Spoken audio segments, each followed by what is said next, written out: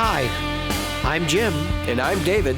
And this is the Practical Guitarist Podcast. The podcast for people who eat, sleep, and breathe guitar.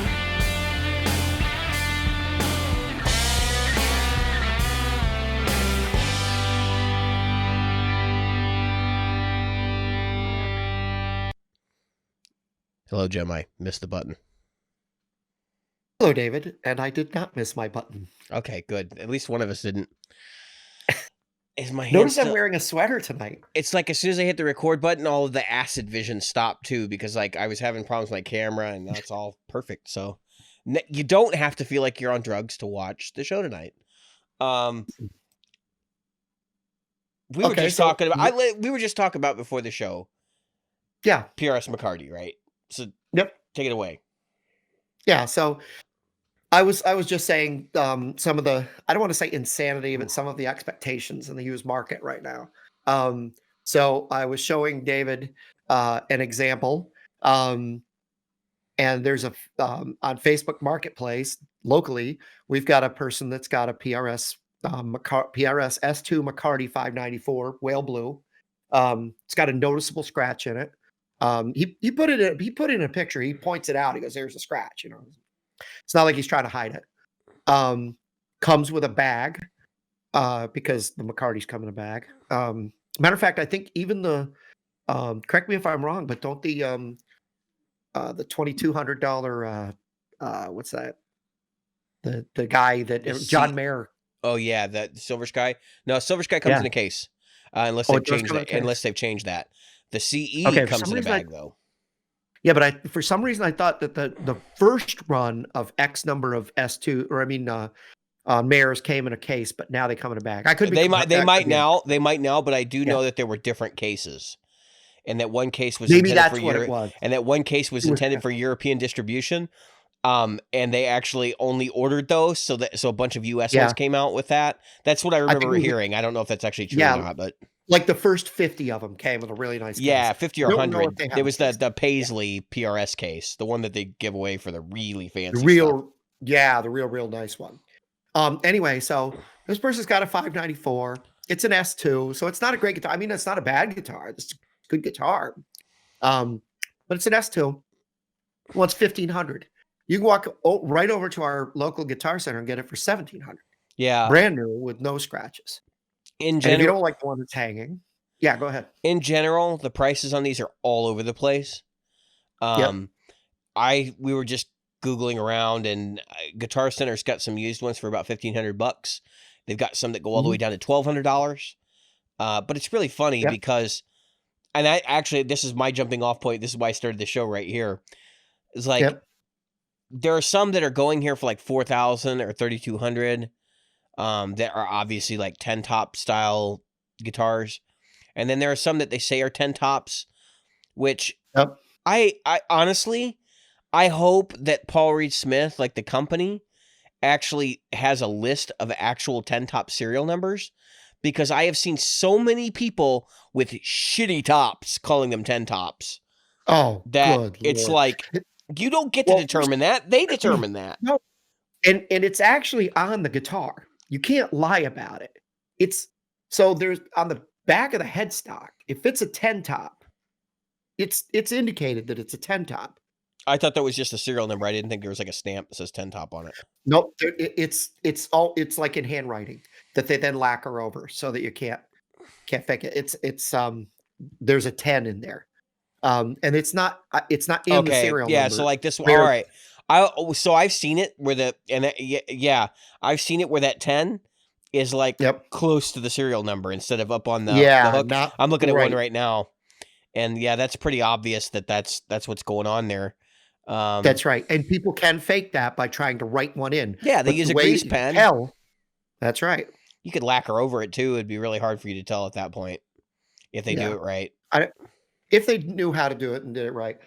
But there's something PRS does to make it so that you couldn't stick it in there. And I can't remember what it is. They write something on the ones that are not 10 tops to make sure that you're not going to be able to fake I'm sure the serial number also indicates.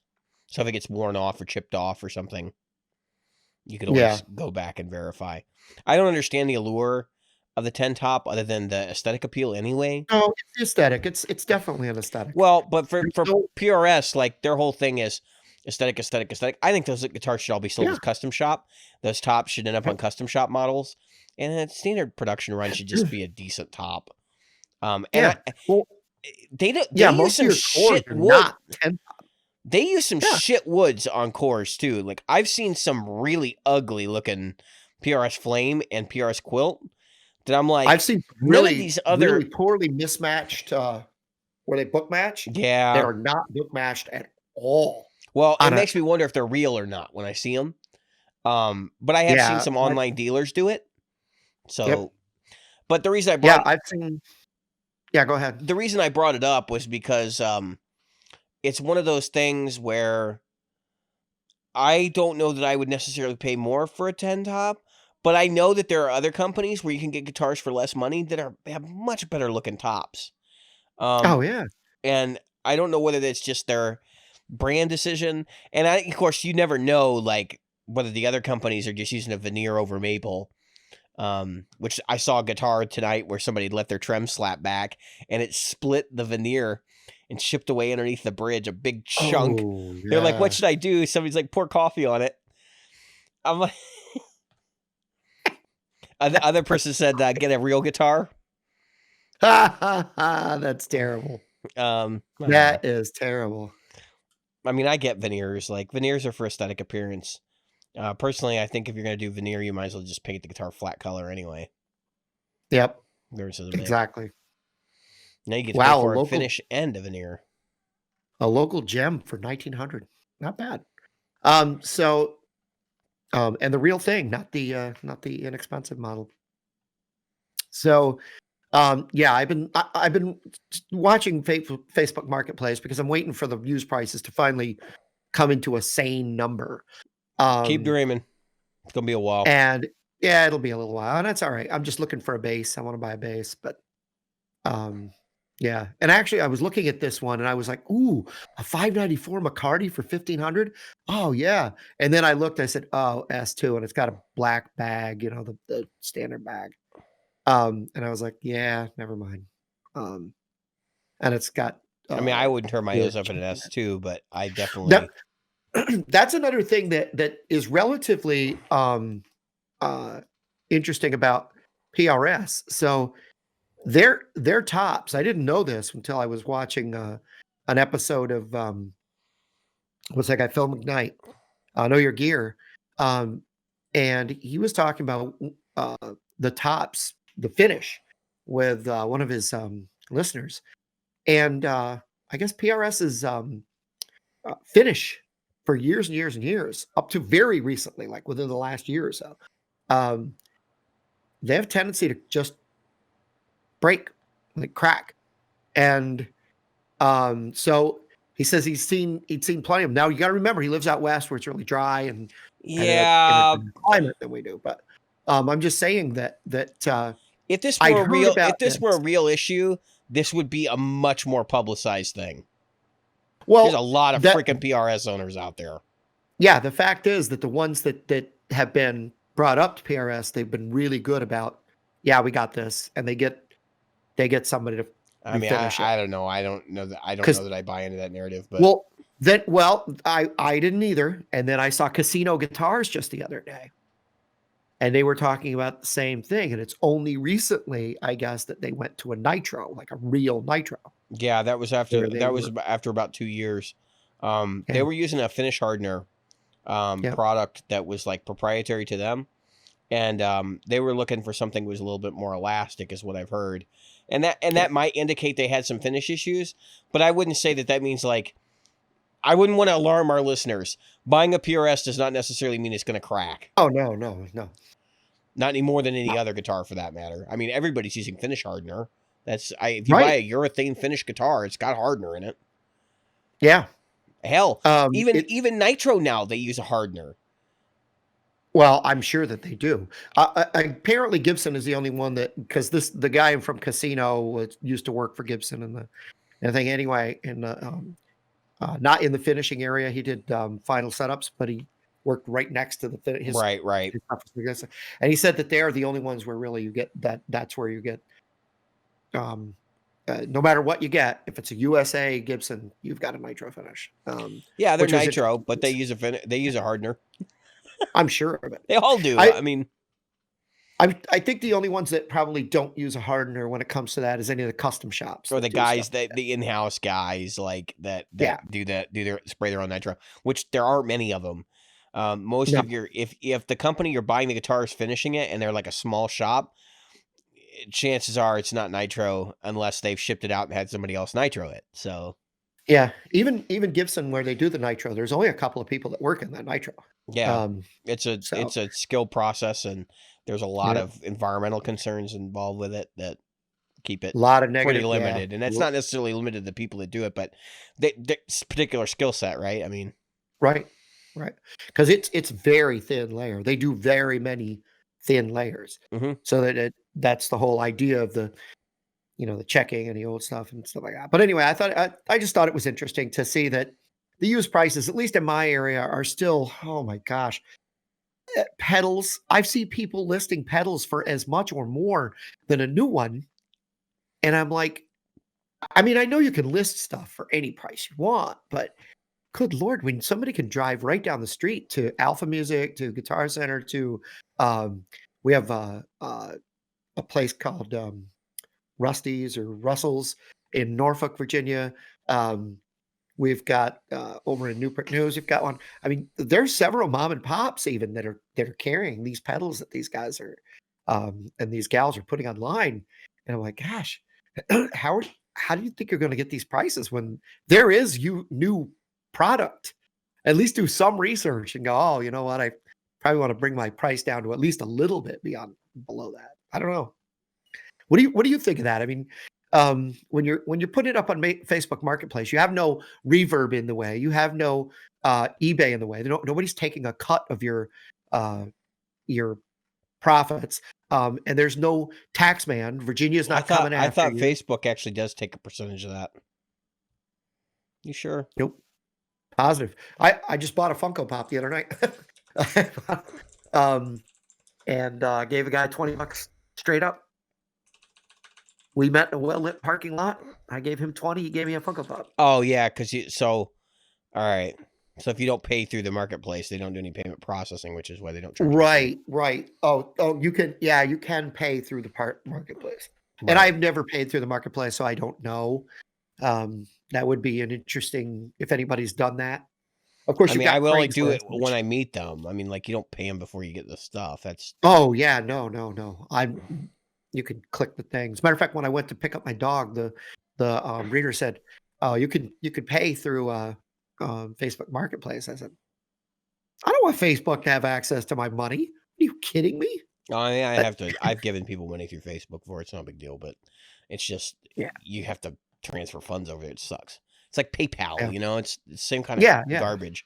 They I have a know, but PayPal account. I'd be much happier Zuckerberg doing knows that. enough. Yeah. Zuckerberg knows enough about me. He doesn't need to know Yeah, it's like how much money I have he's not going to know that. He just knows that you or don't have. authorized him to have that much. But anyway, I just my eyes are closed because I've got bright lights on my face in case the audience is wondering right now. Yeah, I've got this light right here. All right, so we've been talking about this in the last like 3 episodes. I think it's worth it to discuss a little bit more. But the price of used goods right now, I think, and I could be wrong on this because I don't work at Reverb, I don't work at eBay.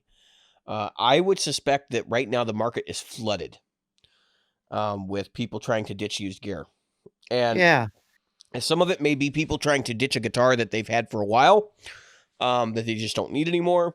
Some of it may be people who were intending to learn to play, maybe bought in, realized I got a couple $100 sitting over there that could, help pay my rent. And I think that's a sign of the times, right? And I think those are the kinds of people who, when they list something, are like, it's worth this much without even looking, right? You get a lot more the ignorant seller. And then those are also the kind of people that are going to say, I'm going to list it for top dollar and see what somebody will give me. in some cases. Yeah, I think. Well, all right. So, for example, I sent you a listing yesterday. There's a person that's got a 2015 Fender FSR Special Edition. We're assuming, folks, that Fender's FSR means Fender Standard Reissue. Yeah, I think that's what it Special is. edition. It's a 60s guitar. Like the one you sent me is the Yeah. 60s like reissue style Yep. FSR. 60s reissue. Now, if you look at the pictures he sent or that he posted, there's no strings on it. And the bridge doesn't quite look like it is sitting right. I could be wrong, but he did say he replaced the bridge, and it doesn't look like it's quite sitting the way it should. I thought you said he replaced the saddles. I'm pulling up the ad on my phone so we can talk about it. Yeah, you can. Yep. And it's got no strings on it, which is fine. He's also missing the volume knob. I thought that was odd. Yeah, he took it out because he's not really a Strat player. Yeah. And he said, I still have all the original parts. And he would put in the original bridge pickup. Now this is why I'm mentioning that it's an FSR. Said I could put in yeah, you're right, it is the modern saddles. But look at the way they're sitting. No, they look fine to me. They look great? Okay. Yeah, they look fine to me. They look like, to me, they look like slightly misaligned teeth, but I could be wrong. What do you mean misaligned teeth? You're talking about the posts? You know, like you look at the D and G string posts. No, it's because they don't fit right against each other. They're using the tension of the string to pull the saddle straight. That's right. Which pulls it straight. Yeah. But you know what?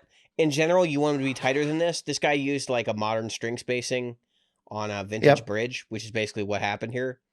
I think based on the way it looks, because you can see that like you said, the G and D is like more angled towards the middle, where they should be a little bit more, just a little. I mean, you can play a guitar like that. I honestly wouldn't recommend it. You're gonna lose some tone because the string transfer as the bridge saddle vibrates back and forth. But he did say he had the original ones, and they're not that hard to put back in.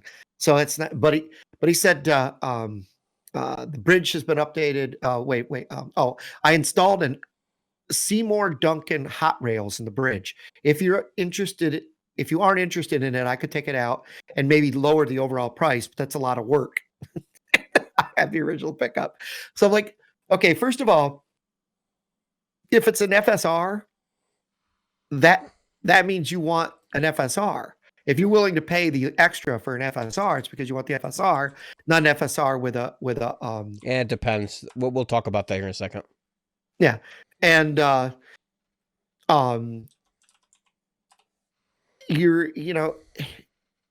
me, it's just, I don't know. If you're going to list an FSR at the going rate of the highest end FSR on, say, Reverb and eBay, which makes sense. You're gonna ask what you can get. Then wouldn't you want it to actually be an FSR, and you would want it to, represent, be representative of what you're trying to sell. There's no mention of a case or a bag. I don't know if they came with cases or bags, to be completely honest. $700. This would have been a bag if they did. If anything, I would be surprised if they didn't. I wouldn't be surprised if it didn't. So, I don't know. I'm just, kind of like, it would look better. I mean, to me, I found one I wouldn't mind buying, but there's no way in hell they're ever going to get what they're thinking for it. This is probably show fodder right here, what I just found. We'll talk about this one in a minute. So, all right. Tell me about this, because you have a different look at this one, which all right. So that's where I'm getting. So this one you're looking at is Daphne Blue, right? It's not the most common color for this guitar. Nope. All right. So I have my issues with it, right? So like the saddles are mismatched. The bridge pickup is the wrong pickup for that guitar. It doesn't really make much difference because you're going to buy the guitar, You know what I think that the FSR series really has going for it? Like the reissues in general. Let me get my cat out of the way. What these series actually have going for them, it's the fact that they have a different neck contour. They have a different radius. I believe the 50s version has the original 7.25 or 7 and a whatever. quarter. This will be 9.25, I think. But it'll have basically, vintage correct string spacing, vintage correct, everything else. I think a lot of people buy these guitars for the neck. They buy it for the neck more than they buy it for the body, which is why when Fender was actually selling necks, I think you can still do that. You can buy a Fender neck. They were selling the reissue necks like hotcakes because people would buy a standard and throw the reissue neck on it because they wanted the modern electronics with the playability of a 50s, 60s Strat, right? In those cases. Now, do I think this guitar is worth $700? Hell no. Especially not in the condition this guy's trying to sell it in. I think at best he's going to get $350, $400.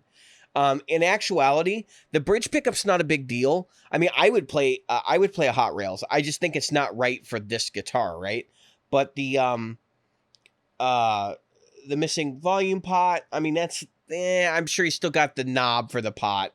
Yeah. I don't know. I just but if you don't have strings on it, how do you even expect somebody to come and at least strum it to try it out? I mean, I don't need to know that it works. Honestly, I don't even need to know that it works. If for $400, that's what I'm saying. For $400, I don't need to know that it works. For $700, this guy's never gonna get $700. First off, this guy's expecting somebody to lowball the crap out of him, and he'll get a $450 offer, and he'll probably jump at it, or he'll say, "I'll tell you what, I'll put the original pickup back in it, and we'll go $600," and then maybe it becomes worthwhile, right? Depending. I would actually say in this case, don't put the original pickup back in it. Throw it in, and I'll give you $500 for it. Because honestly, like these guitars were not okay. So the reissue series is okay, but these guitars should not have been $700. Like so this guitar is a 2015, which meant like that was around the time when the Mexican standards were like what $550, $600. I mean, these guitars, were like, they retail for like $800, I think, new. So, So I mean, 5 years ago, $100 hit, $100 hit, and the guy butchered it. I mean, that's not right. I think that's the biggest thing is when you take a guitar that, again, like you said, the FSRs, for most people, the FSR was all about the neck profile. It's got the C 9.5-inch radius. But for me, I think I want a guitar that, well, again, like I said, for $400, I would not care if it worked. I can make it work. Okay, for Jim. another $150. Okay, Jim. While we're on it, I want you to describe this one to our listeners.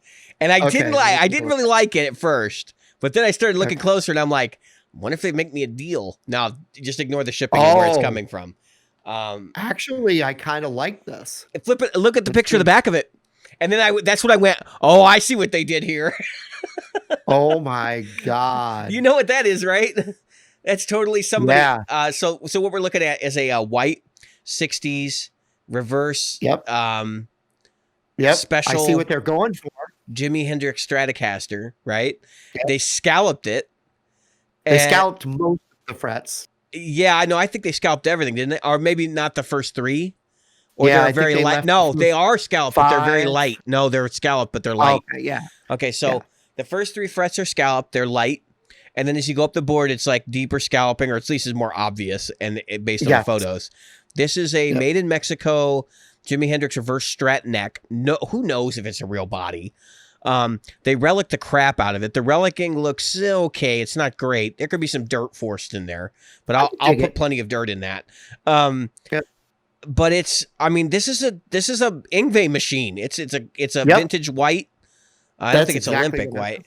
And actually, this looks quite a bit better than the Yngwie model does. But it's reliced in a tasteful way. It's not like overdone. You see some of these guitars where there's like no finish left on them.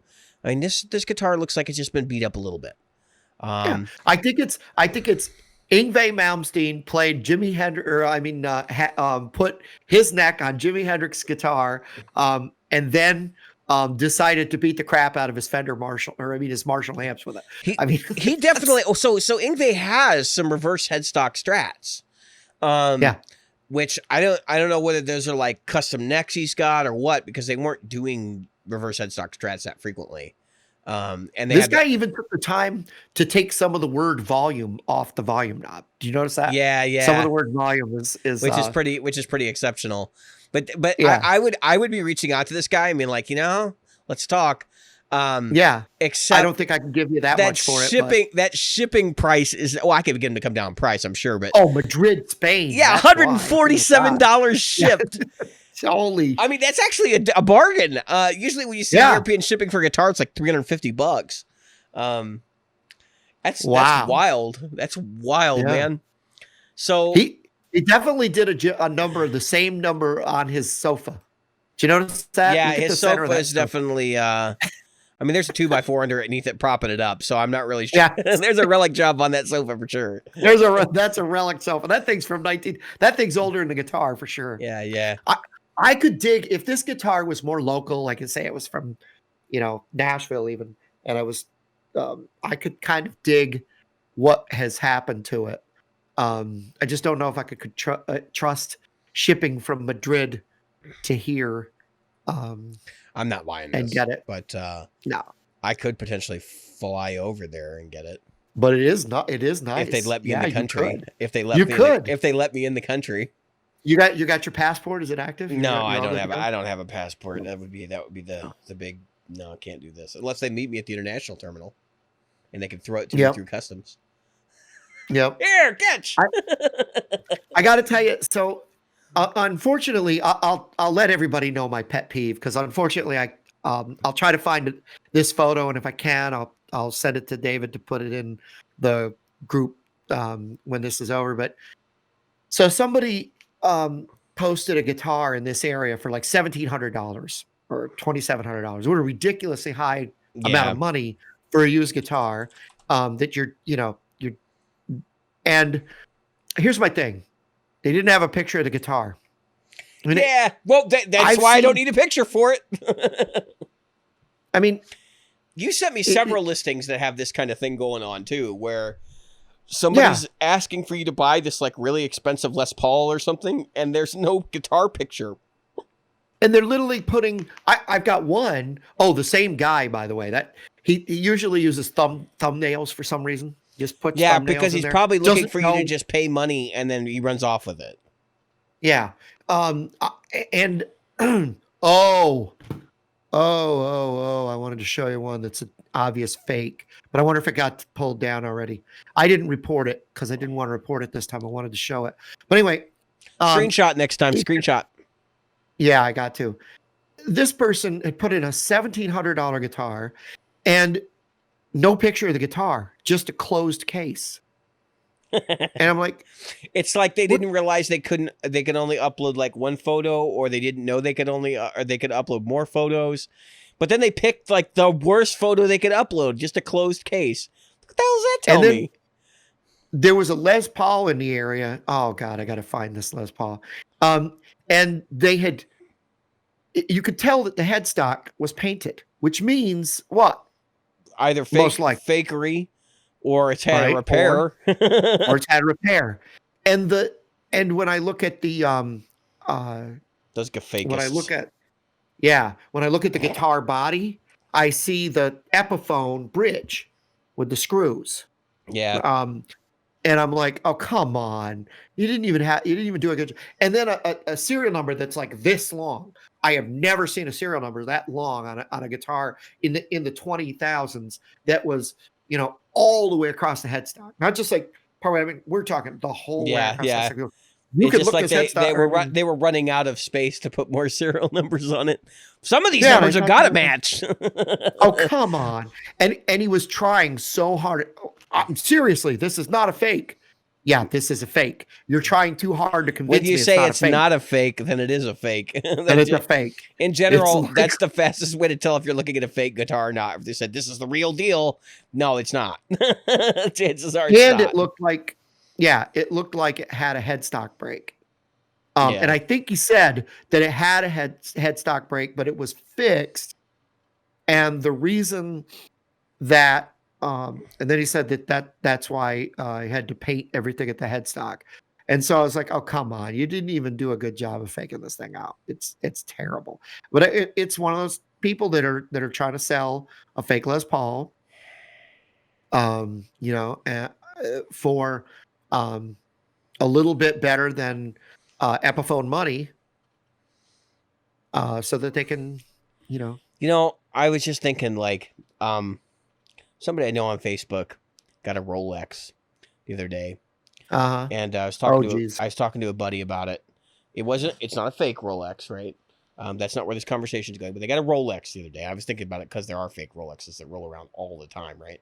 Bolex and yeah. Folex. So anyway, this guy, he gets a Rolex for his wife, right? It's like their 40th anniversary, and somebody I grew up around. And I was talking to my buddy about it, and he says, oh, I get a Rolex after I've been working at my company for 25 years. He's been there about 10 years now. And he's like, he said 10 years. They give Rolexes at 10 years, right? So I'm kind of thinking, like, that's like $7,500 or $10,000. Like, what would I do with, like, a Rolex? And I get, like, my immediate thought was, I'm gonna sell that bitch. I'd sell it. That's the first thing I do, sell it, and then I'm going to go buy a really expensive guitar instead. Exactly. I wish they'd give me that money. Yeah, dude. Like, that stuff drives me crazy. That drives me crazy when employers do that. This is what you mean to our company. Here, have this bonus check or not bonus check, but here, have this bonus of a really fancy watch or does your company do the thing where you get to pick from a catalog after a certain amount of time? No. They'll, I've seen I'm like, I'm still getting paid. We got in Verizon, we'd get a choice in a catalog, and they'd have, and it was like in the catalog just to be like at your first year, then your fifth year. Is it all Verizon branded? And there was a lot of Verizon branded crap in there. And I'm like, oh, don't be insulting. I'm not buying Verizon branded crap. You might let me go next week. I don't know what. I don't want to have your name on my, fancy watch or, like. Yeah, exactly. I thought to myself, you've got to be shitting me. There is no freaking way. Here, we're going to honor your time with our company by making you a walking advertisement for it. Seriously? So my son and I were watching this. This comes to guitars, but my son and I were watching a thing about price guides for, like, if you're selling comic books, right? Sure. Wizard used to be a big one. Yeah, Wizard was a big one, but now you can send off comic books that you think are. Oh valuable. My God! I'm so glad this hasn't touched the guitar industry yet. Yes. You know where I'm going, right? Yes. So you can take these comic books and you can send them off, and then they return, and you pay shipping, and you pay protection, and you pay insurance. Some of these comics that people are getting priced out are $8, $10, $100,000, $200,000 comics. Anyway, one of the first things they tell people not to do when they're doing this, and this comes from folks don't send them to someone. Take it to the shows and have them CGC grade it there. CGC. That's exactly what I was going to say. Oh, I know it is. Yeah. And what's the other thing? What's the thing you should not get done unless the CGC is there to witness it? Put it in a sealed plastic wrapper, right? Get it signed. Oh, yeah. The autograph is useless without someone from the CGC. I thought about that because there's a person here who's got like 6 or 8 guitars that they're listing. They're like, oh, I worked with insert heavy metal band. What's the one that Carpenter was in part of? The Deftones. Deftones, thank you. Well, it's like, oh yeah, I worked with the Deftones and they signed this one. I worked with, this punk band and they signed this one. And I worked with the math metal band and they signed this one. I'm like, you worked with a bunch of people that signed crappy guitars. I mean, Squire. Look. I mean, they do it. Right. Don't get me wrong. Right. So this is the border of when something, so like, what's a comic book used for? Like, well, let's build this analogy. Let's do it the right way. Right. What's a comic book Right. used for? Comic book used for Right. entertainment. You're supposed to read That's it. right. You're supposed to enjoy the Right. art in it. You can enjoy the cover as well. When you CGC Yep. grade something, what they do is they take it and they put it in a plastic sleeve. It's a hard plastic sleeve. They assign a value to it based on a book of criteria. Now, CGC Right. grading is actually not supposed to determine the value of the item. CGC grading is just supposed to It say does not. conditional grading, That's right? right. That's what it is. And that's what makes this whole conversation hilarious, is that you will see people who will not buy something that is not CGC graded. Yeah. And it's like, well, what's the point? You can't friggin' read it. Like, how are Yeah, you going to read it? It's CGC graded. And It's in a sealed plastic housing. if you open that CGC seal, Yeah, it's basically ruined. You have to get it re-CGC graded. you And you drop remove the grading. Well, if you read it, you're going to drop the value anyway. If you've seen the list of criteria that they have, it's just nuts. Now, here's why I think this is dangerous, because we have a collector's market in the guitar community. I think everybody's clearly, keenly aware that there are collectors out there. Some of the people we talk about this on this show, people like Philip McKnight, are not players, they're collectors. Okay? That's Look right. at Philip McKnight's wall and Right. realize the There's level no of player he freaking way. is, Right. and what he does with them. All right? So for the most part, these are all my children. You're a collector. Like, cut the crap. That's right. So don't tell me you're playing 24 guitars a day. And yes, I'm definitely going to call out collectors. I think instruments don't need to be collected so much as enjoyed. And I think that there's a cottage industry built around collectors that hurts the rest of us who are the actual players. If there were no collectors, I honestly don't think you would see the amount of reissue crap that goes on. And I don't think you would see the amount of like special edition things that no one really wants. Okay, like we're talking like the Monster Telecaster, like the Monster Telly that came out from Schecter or whatever, and those kind of guitars. No one would care about that crap. So herein lies the problem, right? So if you got CGC grading going on in that world, and now they have card companies doing the same things. There's a company that does that for actually Magic the Gathering cards, believe it or not. Yeah. And there are, I mean, you want to talk about something that's nuts. There are Magic the Gathering cards worth $20,000 that were in the first edition, like, pre-promo set thing, the beta set. Anyway, when you look at something like guitars, we don't really have like the vaulted mentality yet. Sure, there are 59 Les Pauls that sit in vaults. They're probably, humidity controlled and stuff. But for the vast majority of vintage guitars, they're cased somewhere. Like, they're not necessarily like in a humidity controlled environment.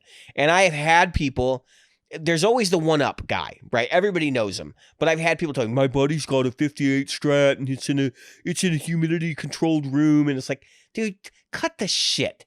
Like, he's got it in a case somewhere at his house, if he's got one at all, right? There's always the person, like you said, that's got to one up your story. So the second you say that you played, like the day I played the $40,000 Stratocaster, that 60s 335 I played, like.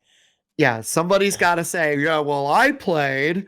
I don't really care. I was just saying, yeah, I played it was a wonderful experience. I hope you enjoyed yours too, if you did. Right, right. And I didn't think it was that good. I mean, it was a good guitar, but I didn't think it was. That was my point. Was I didn't think it was a $40,000 guitar. But hey, I'm not worried about looking and being Stevie Ray Vaughan in some weird moment. Well, so here's where this is all going. I can see us getting to a point where somebody comes up with a grading system for guitars based on their I guess playability, or I don't know, maybe just how pristine it is, and that this is the collector's version. Like, I don't want collector's guitars. I want guitars that were rode hard and put away wet. Like, that's because if they're rode hard, chances are they were pretty damn good. Because if they were crap, they probably would have just sat under somebody's bed. That's one of the things we talked about that earlier this week. That's where I'm going with this, and I really want to go there. Bonamassa was saying in two of his videos, one where he was talking to Mark Agnesi and one where he's talking to Brad Paisley. They were both caught it this week, I guess it's last week now because we're recording this on Sunday, but where he spoke about the fact that he's not interested in guitar that came off the shelf. That's oh look, it came out of the custom shop. That's nice. Although he has a He, damn lot of signatures. he has a lot of signature models, and he even says he says very specifically. He was talking to Ignacy about this. He said, "I try to hide the signature as much as possible because I know there are people that's not why they buy them." But anyway, so because there's a new Epiphone custom coming out, 3 pickup custom one, Black Beauty, that's coming out. That's going to be his. Anyway, the point is that I'm making is he pulled out 3 different guitars. One he called Lazarus. I'm going to tell 2 very short stories. So the one he pulled out was Lazarus, and he talks about how it was cherry red when it was handed to him. And long story short, they took the finish off, found out it was actually a burst. So they finished taking the red off. And I don't know, I'm not a luthier's or a finisher, so I wouldn't know how you could take one finish off and have another finish still there. But maybe the nitro was applied differently, and they put a yeah, urethane finish over the top of it, which is not uncommon. A lot of times you'll find them they've been hand brushed on over something else. Yeah, a very crappy finish. That's the next story I'm going to tell you. So Lazarus, because it came back from the grave, it's a 58 or 59 Les Paul standard that Possibly was a great. No, yeah, it's the real thing. And the guy showed the pictures of himself with it when it was one color and then it became another color. So that's how they kind of figure, oh yeah, it was and so anyway, they removed the finish, got it to the finish that it was supposed to be. And of course he had to refinish it because once you take one finish off, it kind of looks like crap. They had to buff and polish and do everything else to get it back where it was. But it was this beautiful guitar that had been played for how many years is that? 50 something years, right? 52 years. So then Brad Paisley was talking about one of his guitars. He bought a black Telecaster. He was looking. Let me tell you the story because I'm really familiar with it. Yeah, go ahead. So he's looking for a Paisley Telecaster, right? Yep. And he cannot find a decent price on one. This is back in the early days before he had a ton of money. And he was like, he's like, I'm just going to have to buy one and have it refinished. So he buys one and he sends it to his guy to refinish it, who starts chipping away at the finish. And they realize, oh my God, it's got the Paisley fabric underneath. He actually bought a Paisley that had been refinished. So he bought the black one knowing it was a refinished guitar, but not knowing it was a Paisley underneath. And he just lucked out. Right. Yep. And so that was a 60s something. And because it was refinished with such an ugly, and that's the one I was talking about that was like hand done, was really crappy finish. He just wanted it off. And he said, hey, I want a Paisley one, so let's just Paisley it anyway. And they said, we wouldn't do this for anybody except their name is Paisley, because Paisleys weren't really popular. And who knows if that actually happened or whatever. But anyway, when they peeled it off, they actually did have to go over re-lacquer it, but the Paisley was already there. So so there's some of it missing, and it's kind of, but the fact is they were able to get the black off and get to the Paisley finish, which I thought was cool. He goes, I'm the only person that had a signature guitar 50 years before I played. Right. 20 years before I was born, Yeah, it was something like that. 20 years before I was born, or 50 years before I played guitar, something like that. I can't remember. But it's just funny to hear the story like that. But I think the point is just like you're saying, there's so many people who get caught up in and it's okay. There's nothing wrong with being caught up in the look of the guitar in a certain way. But I think it's down to you and the individual and how you feel a guitar feels and sounds. Right? And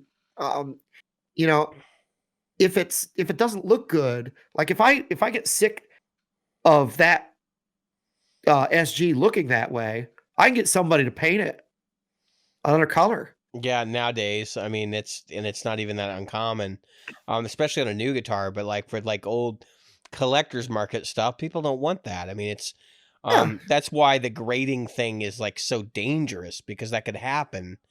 And then people will be looking at new guitars with this like different mindset too. Like, do I want to change that because it's going to lower the value when I'm older? And we really don't. I mean, I just don't think we should be all that afraid of doing stuff. No.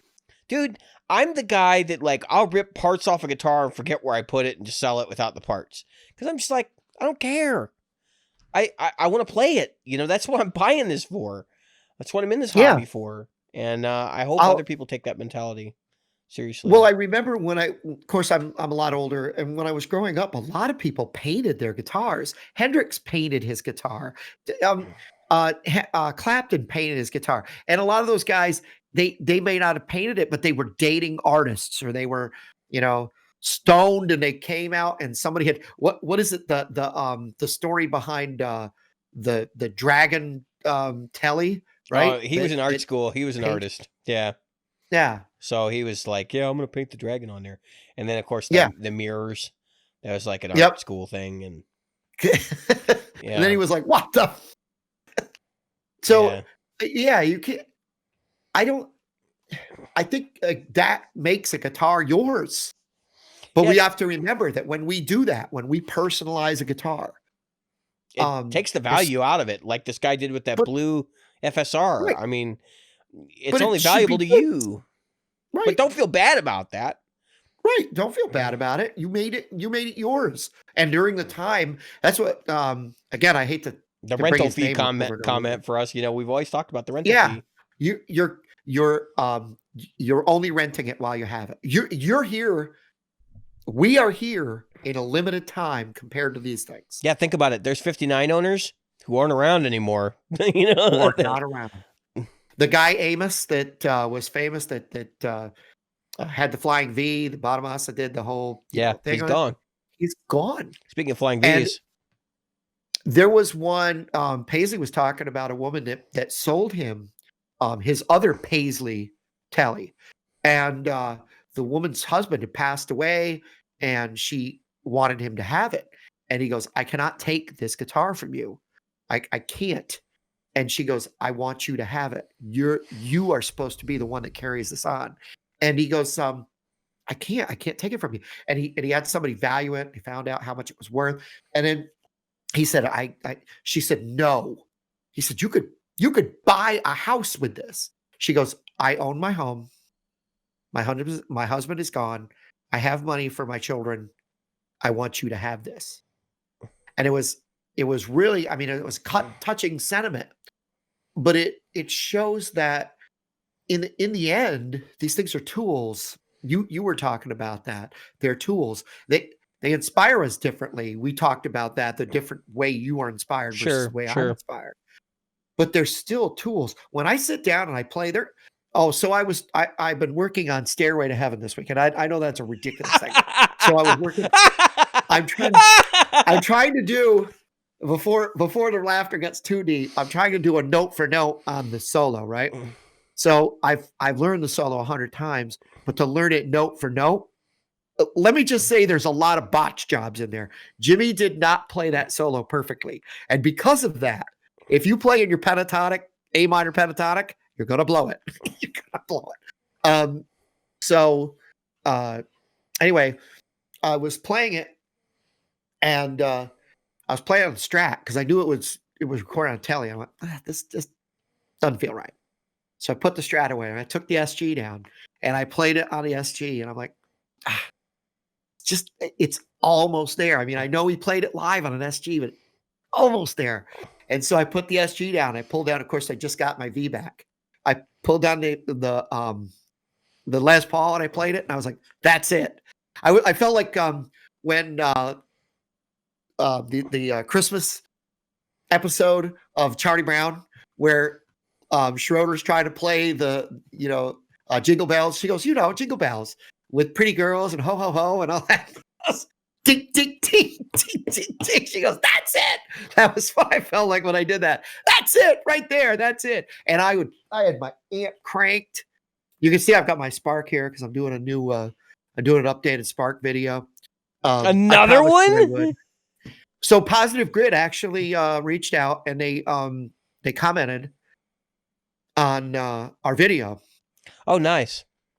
Yeah. So I promised that I would do an updated thing. What were they like? They're like, "You asshole, you're lying." Nope.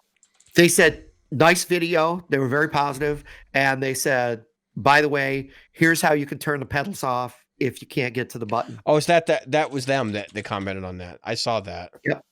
Yep. As a matter of fact, I think they were the first comment. So out of the few hundred views that we've had, one of our first earliest views was Positive Grid themselves. So I've got to give them accolades for the fact that they are trying. They're paying attention to their social media at least. Yeah, they are, and they're doing a very good job of that. So anyway, I was cranking through the Marshall this week and just doing Stairway to Heaven and finding out that Jimmy Page did some random that solo is just off the charts when it comes to some of the stuff that he does in there. But we come back to what you were talking about. So you were saying that and Bottomos actually said something that was very close. I wasn't saying that what you were saying was false. I was just saying I didn't think that the word a lot, I think that means a different thing to different people. When I say a lot, I mean like a lot, like more than 70% is what I look at as a lot. So if I say most, that means it's over 50%. It's just it's a semantic thing. But what we were talking about that what Jim's referring to is we were talking about closet classics. So we're talking about guitars that were bought in the 60s and 50s and maybe early 70s that sat underneath somebody's bed or in their closet or in the back of a barn in storage somewhere, and somebody discovered them when somebody died, and or the person just finally decided they didn't want it anymore and they're cleaning out the attic. These guitars have been showing up for decades now at this point. That's right. For probably 25, 30 years. And they command big prices for guitars that are largely unproven. And I think that there's a lot of commentary. So I think a lot of people look at the situation and they say, this is not common. This doesn't happen all that much. And I would say, and this is why I want to point this out. I would say that it's probably more common than people think it is. But in like all of the closet classic guitars you see at shows are probably this kind of scenario in some way, shape, or form. Maybe it was somebody's second guitar, or that kind of thing. But basically it's largely played, right? And I don't know that I would necessarily be inclined to buy one of them. That's a collector's thing, in my opinion. And I think collectors want the guitar that's like unscathed from that time period. If I was to find, let's say, okay, for example, if I was to find an practically untouched 1964 Stratocaster or Les Paul or SG, it wouldn't be a Les Paul because they weren't being built. It would have been an SG. Or something like that. It's unfortunate because I was born in the year that Les Paul wasn't being built anymore. Right. They were in hiatus from 61 to it might have been 62, but I want to say it was 61 to 68 or 69. Mm-hmm. There was no Les Pauls. I can't remember the exact year that they went in and out, but I do know that I think it was 61. The SG took over and it went to the late 60s. So my point is I would probably be willing to pay a premium price for a 64 because it's my birth year. Mm-hmm. Or say an 82 because that's the year I graduated high school. Where maybe it's commemorative. If it was a closet queen, even if it was a beat up player that was just beat to crap, like it looked like it had been in a house fire. I mean, we've all seen them. I mean, it's an SRV number one scenario. Yeah, and I would be willing to do that because it would be commemorative of something. Or maybe in 1985 because that was the year I got married. Guitar's got a lot of history, right? I mean, that's essentially yeah. But I think I look at some of the stuff, and I I go, I've got 4 guitars hanging on the wall behind me, and just like you, and I think you would be in the same boat as me in that, um, I love the way all 3 of them sound, and I don't care what, not you in particular, but you as a whole, the whole guitar audience thinks about them. Yeah, I mean, They're mine. I bought a Kiesel that's And ugly as sin. So yeah, no, I don't think it's ugly. I think I do. I do. I love My that ugly. my son said to me today, he saw Steinberger in Guitar Center, and he goes, "Hey, Dad, that guitar's broken. It's missing a headstock." If I I was like, had "You a haven't seen-" nickel for every time I've heard that joke, I'd be filthy rich right now. No, he wasn't joking. He thought that I it was know. missing a headstock. I know. I'll And take the nickel any way I can get it. They could be joking or not. I mean, if I have to hear it And one then- more time. we had seen what's his name was playing a Vader. Oh, Stevie T Yeah. was playing a Vader. Where he's this, you'll love this video. He's proving that SpongeBob SquarePants was a fakist. That SpongeBob SquarePants did not actually play the guitar solo in whatever songs he was playing. I don't remember the song. I do remember it's fun, but it has a sound like what's the I want to rock. Oh, yeah. The Goofy Goober. Goober song. That's it. The Goody Goober song. Goofy And so he Goober. was But doing- anyway. Is it Goofy Goober? Yeah. Yeah, but it's a Twisted funny. Sister song. I want to Yeah. rock. Come on. Everybody does. I mean, when you're looking for, let's say, what year were you born? 70 or 82, 83? The fact that he said 70 first is like hilarious. I was born in 84. Yeah, I know. I was born in 84. I'm not that old. I was I was married in 85. Oh, jeez. So anyway, yeah. You're from what area? No. So anyway, Hell. I was in the Chicago area in 83. Not from Chicago. Oh, good. So I Dodge that bullet, huh? yeah. Whew. I was more in the Milwaukee area for that. But anyway, so the thing is that all joking aside, that's all jokes by the way, folks. Don't take that seriously. We'll talk after the show. Yeah. The fact is that if you were to find a 1984 guitar, right? Yeah, I've been looking for a birth year guitar for a number of years. I haven't found one I like. Yeah. Not one but that you I could like where I had the money at the time, you know. Right, and that you would want. Let me ask you this. What would be for me, it would probably be a Stratocaster. For me, I would probably buy a 64 Strat. Not because I think a 64 Strat is better. I mean, than it'd any have other to be the guitar. right 80s It's just metal machine. Because that's like Right. that was the thing in 84, right? Like it was like Right, so it fusion would be a guitars Kramer- or some kind of crazy Kramer or Yeah. actually I would rather do a Charvel, but because they're a little bit more traditional at that time. Or maybe and really the Fenders of that era are pretty crappy. I don't think they were doing the Yeah, heavy they were metal terrible. Strat yet. Nope. And I want something that's like some outrageous color too, like lime green, no, neon green, or like neon Yes. pink. Yes, because if it wasn't an outrageous, vibrant color, it wouldn't say I'm a 1984 shred machine. I didn't think that actually happened to like 85, 86, where the like day glow colors became popular. I could see like an A-Team style like color scheme or something. Like the red Kramers, the candy apple red Kramers and that kind of stuff. They say if you lived through the 80s and can remember it, you weren't there. But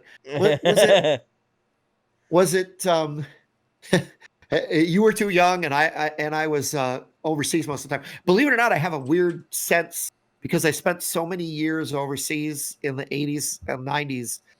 I have a weird sense of what year things happened because I would come home and people would say, "Oh yeah, this is in, or this is hip, or this is the new thing we're doing," and I would go, "Oh, I totally missed that because I was gone last year for the most part, you know." But this piques my interest. Wasn't Cisa DeVille popular in 84? No, it was later, like yet? 87, 88. Yeah, Poison was Oh, popular that's at the right. end of the 80s. That's right. which is why I think that's probably when those guitars became like really famous, the crazy stuff. I am looking at a 1984 Fender Telecaster made in Japan, Oh, butterscotch, that see, yeah, see, that would beautiful be where I finish. would buy it, an MIJ. I don't know how Yeah. many pieces this body is made out of though. It looks like 4. Send me a link to Yeah, that. I'm sending you a link right now. It looks like it's made out of 4 pieces. Which I've had good luck with Japanese guitars before, especially like Fender and that kind of thing, but it's a 3-piece body actually. Um, and this one looks pretty good. They say the condition is good. What's wrong with it? Wow. Neck warped? I mean, I want to No, I know. think that they're just looking at the body, but I wouldn't care about those body dings. I'm It's a looking for a player. telly right now. I'm gonna have to That's watch this one. gorgeous. I'm gonna have to watch this one. That's gorgeous. Go to tuners. So those are not This had to happen today, um didn't it? Um, yeah. I was pricing out a Warmoth telly this afternoon. That's not a bad price. Is that Yeah, no, Brooklyn? 1K. I mean, and it's flexible too. So nobody buy this. Yep. I will not be posting this picture in the show notes. Nope. Um, I'm not gonna share this. Um I might be that's cutting this little segment out.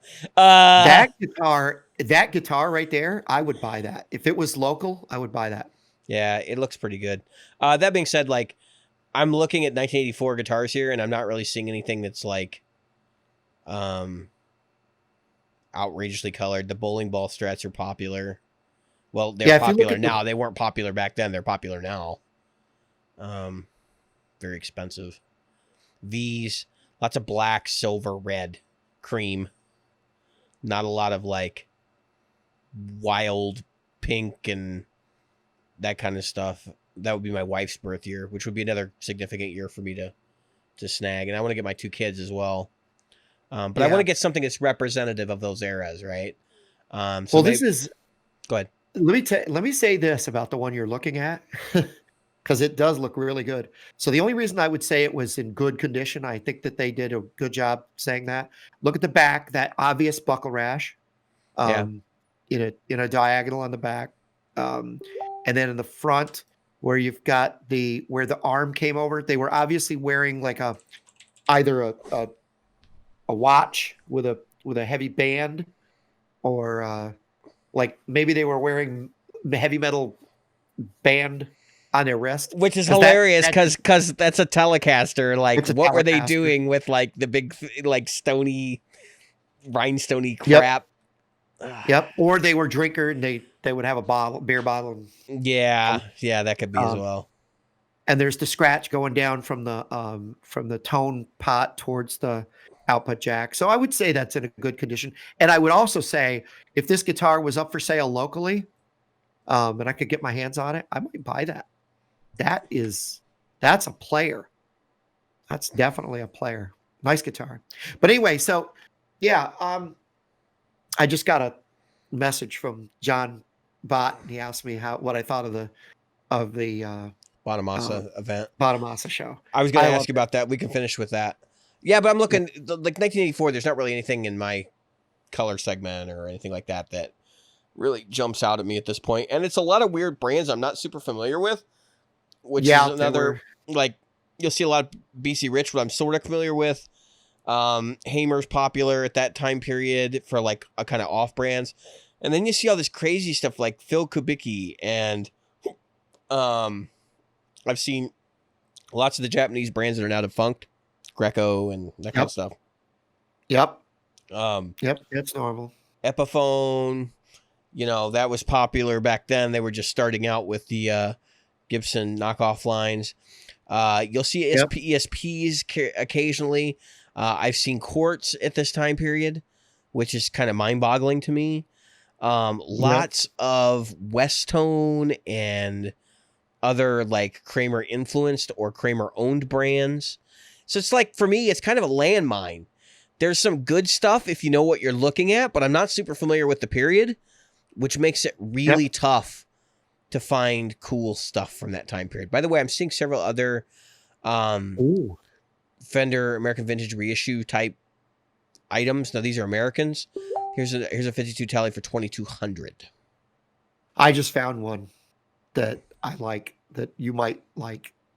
It's the right color scheme that you're looking for. It's in that shredder thing. I got it. I'm gonna buy this Gibson map. Gibson. They would have done that in 1984, wouldn't they have? They would.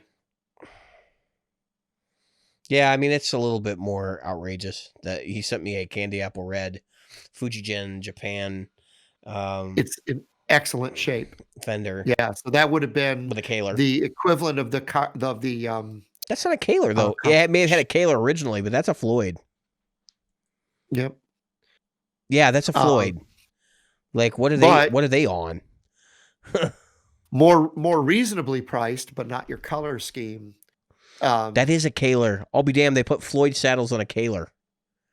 Yep. That guitar better be cheaper than they're selling it for. Well, I imagine that they've got some wiggle room. I don't want wiggle room in that price. In the price. There's a 2-post Strat that he sent me in black. Yep. Yeah. Anyway, but yeah, there's guitars out there. My I don't want to collect though. Like that's the other side of it. Like I need to find something that I can actually use, and that's why I haven't pulled the trigger on anything yet. Yeah. So they're out there. You can find stuff. I mean, I forget what we were. Oh, we were talking about the Closet Classic thing and like how frequent that actually is. Yeah, I think it's becoming more frequent. Don't get me wrong. I think that as time goes on, it only makes sense. There would be more of them lying around. Can I ask a question? Yeah. How many of those Closet Classics do you think are actually fake? That's the problem. And it's hard. The other shoe drops, and as long as you have a real serial number, it's hard to know. There's no, I mean, as far as I know, there's no registry for Fenders. And in order for that to happen, you'd have to get a grassroots community of Fender collectors and owners who register their serial numbers and pictures of the guitar so that you could bounce back and forth. And if somebody's showing you a serial number, you can go and verify it against the pictures in the registry of that guitar at a given date. And I really think we could use something like that in the community, but that also becomes a collector's thing, which is going to drive the prices up. Which brings us back to that CDC thing, or CGC, I mean. But I could see us getting there because the value on this stuff is getting so ridiculous, and there's no verification. Like unless you have an expert that can look at it, but even they can't tell you if it's real or fake. Because, I mean, I've seen guitars in stores. All right, so I played a guitar in a store one time, and I thought it was a Warmoth guitar. Turned out this dude built it to Warmoth specs, like from scratch, right? And I was kind of like, well, that's weird, because like that's weird. And you kind of think about it, like, how easy is it to make a guitar like when the quality spec was all over the place back in the day, to make a guitar that could pass as a 57 Strat? I mean, and if you probably think pretty damn easy. So, my birth year, which is 64, the 64 Strat is extremely popular. So, like a 59 Les Paul, the prices are starting to creep up. They're getting in the 20s and 30s now, right? Yeah, 61 to 64 is about $20K now. Yep. So Fender has created reissues on the 64s. And so if you search for a 64 Strat, you might actually be looking at a reissue or a what do you call that? A relic. Yeah. So, and then those prices aren't exactly cheap. So it's like there's no value in a reissue to me because that wasn't created the year I was born. Right. So it's kind of like, I don't want a reissue of that guitar. Like I don't. I was thinking about this today. Let's finish this thing. Yeah, I don't want a reissue of the guitar that I'm looking for. You wouldn't want a 1984 that was built last week. Hell no. That's not a 1984. It's a 2020 or 20. I want part of the allure of doing it is buying the history. Right. And I would want one, much like what Joe Bonamassa is, that's got a picture of a person that hey, I can bounce that against the guitar, and I can say, oh yeah, that was, you know, um, and it wouldn't be surprising for me if it was an old Polaroid. You know what I mean? A really Yeah, badly faded specifically for the Polaroid. guitars I'm looking at, specifically a Polaroid.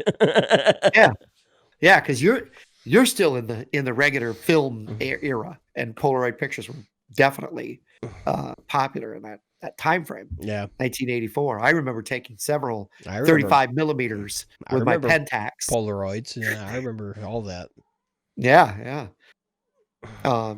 And I even had one of those cameras with a little cube on it with a flash, and you'd get 4 flashes, and you'd throw the cube away and get Yeah, more. yeah. Yeah, that's there are a few of those in some landfills that were mine.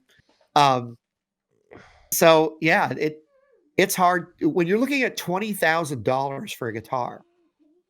It is very difficult to say, I want that guitar badly enough. You know, I paid that for my car, right? I mean, it's just crazy. I want a good Gibson Corvus. No, I'm kidding. Nobody wants a Gibson Corvus. Nobody wants a Gibson Map either. No, What the hell were no, they thinking when they made the Map? I know. That's why I laughed when you said it. I had to be born in the year when they did the maps. You know, that just anyway. I'm surprised. So let me ask you so you this. watched the bottom. All right, let me stop before I talk about show, Boner yeah. Massa. Can I share my Boner Massa story for the day? I didn't know he got Yeah. lessons from Danny Gatton. And, Yeah, crazy, right?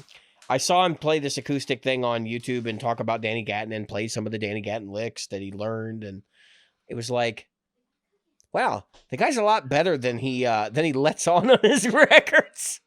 You know, if you can play Danny Gatton stuff and you're playing like Joe Bonamassa, I'm kind of questioning what's going on, because you obviously have a talent and ability level that's far beyond what people realize.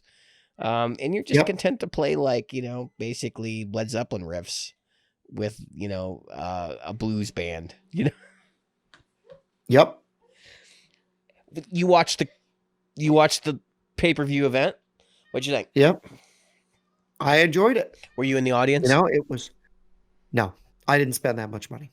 I think you made a wise decision. I will be getting an album, a digital album on October 23rd. I thought it was really good. Did I talk about the Paul Gilbert record I bought that I pre-ordered? No, let's go ahead and talk about Bonamassa. We'll finish with that. All right. Well, I kind of wanted to touch on one more thing, but I'll do the Bonamassa thing. I thought it was really good. I really enjoyed it. I would definitely do it again. I knew that part of the money, not a lot, but part of the money went to give. I don't know if you know that he's doing this, but musicians who are not gigging, who are regular gigging musicians, can put in for this package from him, and he will give a certain amount of money. It's not a ton, but it's because he's doing this for a lot of people. So it's an amount of money that pays for, so that they can have money to pay the bills until they get through this thing. So if you're a musician and you're a professional, you can actually put in for this Bonamassa money, and Gibson gave money for it. A lot of what Bonamassa is doing right now is for that. He said, I'm lucky. I have money. I can make it through this. I'll be fine. He goes, but not everybody is so lucky. And I want to continue. And since I can do these things and I can continue to make money, I want to give this money to these charities. I don't want to say this is a bad thing, but like, that's to his advantage to do that too, because the vast majority of his audience is musicians. Musicians. Yeah. Yeah. There's no question about that. But I think a lot of them, you know how they call PRS's blues lawyer guitars? I think most of the people I know, at least, that are Bonamassa fans are blues lawyers. Yeah, I mean, I know some people that aren't, but that's, you know, right. I think that's the stereotype, for sure. Yeah. Now, I could be wrong. But I'm just saying, a lot of the people I know that are Bonamassa fans, myself, John Bott, we're blues lawyers. I mean, we have money, and we're not musicians. Can I ask a question? So when they pan the camera across the audience, was it like cardboard cutouts and chairs? It looked like that. It was like what they do with, or did with, uh, the it NBA or it whatever. digitalized. Yeah, Yeah. it digitized. You can tell. They But couldn't when even you they got couldn't even I cardboard think cut they you out. sold I think they sold 100,000 tickets or something like that. It was Yeah, some it's a big huge pay-per-view. number. It was a big pay-per-view event. A lot of people paid. Yeah. Yeah, it was a huge event. It was, definitely worth the watch if you're a fan. It was all new songs, so it's Oh, not like that's he was cool. running over John Henry again or Cold Gin or anything like that. He was playing Cold Gin or Slow Gin. Flojan, I think. One of them's a song by Kiss. One of them's but anyway, I thought it was enjoyable, and I love the band, and I love watching Anton Fig playing drums, and I love watching Bonamassa I just go from being like he's so animated when he plays, and it's so cool that he takes off his glasses, and it's like, look, I'm still a nerdy kid that just loves this stuff, well, you know? before he started wearing the suits and stuff on stage, like back in the early days when he was still hungry, like he Yep. was brutally good. Um I watched like the Albert Hall stuff, and I've watched some of the more recent stuff too, and I'm like, he kind of matured too much. I liked him when he was a little bit more out of control, willing to try things. Now it's like I got to provide a solid set, you know. Back when Yeah. he was You using talking Buddhas and stuff like that, Yep. his gear when his gear got more refined, it was almost like he got more refined. You know, like Yeah. suddenly he's wearing sunglasses and suits on stage. You're like, what the Yeah, exactly. um, Um, but that said, he has let's just say that there are a lot of blues musicians out there, right? A lot of people that are trying to be blues musicians. He's one of the few. I'm not saying the only one, definitely not the only one, he's definitely but one of carved the his own few path. I mean, that that's right. He's willing to do his own thing and willing to hold on to the past while carving a way to the future. I've played devil's advocate against him before on this show. I actually quite Yeah, of course. like some of the stuff he does. I'm not going to pretend like he's totally irrelevant. People are like there are other podcasts who I'm sure you can probably infer, from the podcast universe who these might be, who've kind of like Yep. they kind of like, gave the middle finger to him a little bit. It was like, well, you're only relevant with blues lawyers and rock doctors. Yeah. And I just don't see that being the case. I think the reason why people are sort of afraid of Joe Bonamassa is because he's not traditional blues. I would say he lends way more to the English side of the blues than somebody like John Mayer and I know I'm probably generalizing, but like John Mayer or Philip Stacey or any of these other guys that are out there right now. I put Bonamassa more in the category of who's the other guy? Dude had a massive heroin problem. I can't remember what his name is offhand. Gales? Yeah, Eric Gales. And of course, Eric Gales, now that he's cleaned up, he's become a great human being. Now that he's kind of like sorting the situation out, and he's still a monster guitar player. And you That's put right. those two guys alongside one another, and like they sort of fill the same niches. I don't see Eric Gales as a traditionalist at all. Like he's off No. in some other realm, like mixing classical music and jazz and blues. And Bonamassa is like, hey, remember when the British guys did blues? Because I see him like, even though he's got a lot of that tutelage from people like BB King um and uh Danny Gatton, for example, he Yep. definitely has paid a lot of attention to people like Jeff Beck and Jimi Hendrix and more Jimmy Page than you can throw a book at. I mean, he's definitely well versed in those guys to the point where I think it comes over in his style, and I think it makes it very unique. Because there's a lot of people here that don't acknowledge British blues as a genre of the blues. They look at it as like, no, that's really rock music. Yeah. Yeah. And I'm okay with that. I mean, again, I'm not a strict blues. It has to follow blues like country.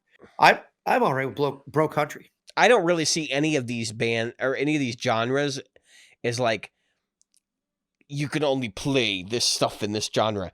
I've always been the guy that's like, no, no, no, no. That's like some stuff you can do or some chord progressions you can use and like to do this other thing or, you know, and you can blend them together Right. and you can have these like subgenres that form. Well, let's face it, the blues players that we love, Hendrix, Vaughn, Clapton, you know, Trower. they were doing that. They were Trower. They were paving their own way.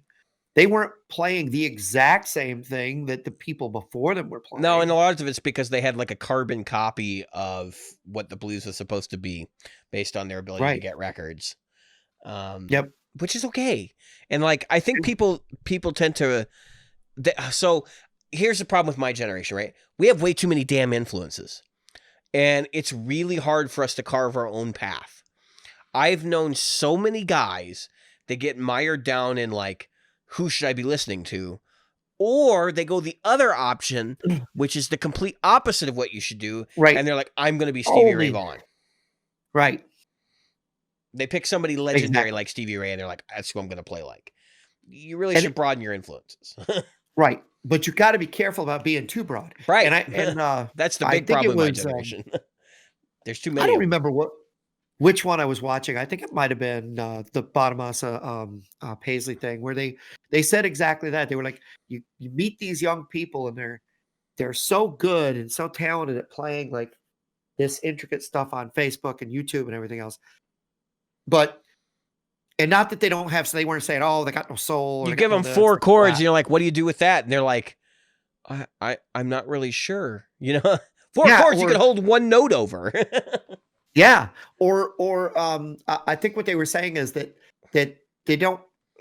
It's like the jack of all trades. You know, Bonamassa was saying, yeah, a lot of people know that I'm really good at. He goes, you know what I'm really good at? He goes, I'm really good at being Eric Johnson. Yeah. Yeah. I mean, He admitted that.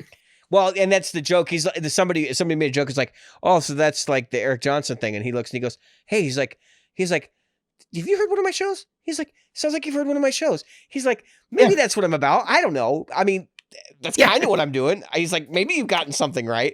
And he was basically just making fun of the interviewer because he was like, seriously? Like, you're just now figuring this out. Yeah, exactly. And it's And so when Eric Johnson recognized it, he took it as a compliment. Yeah. He's like, oh, thank God, the guy that I'm trying to emulate. yeah, he's like, he said, yeah, you're doing a good job. You know, like, Yeah. And so, anyway, what I'm getting at here is that he Paisley said, hey, you got to come out and join me at the Ryman, and we'll do the Grand Ole Opry at the Ryman. Because remember, the Grand Ole Opry is for people who are listening. I know you know this. The Grand Ole Opry is a show that is from the Ryman. It's not the only show the Ryman does. right. So anyway, he was like, you got to get up there, and then he says, we'll just do like a country thing where we go back and forth, and Bonamassa admitted, he goes, I'll have to, he's gonna have to bone up because he goes, my country chops aren't that good at all. So here's a guy that plays. He's held up by a lot of people like, oh, you're such a great player, but he's not a country player. He admits that he's at the weak point. And then when we interviewed Steve Stein from Guitar Zoom, he talked about that when he went to play for somebody that did country because he had been playing metal. And then they said, oh yeah, you're going to play country. And he was like, oh crap. He was like, I don't know how to play in major. They're like, major, huh?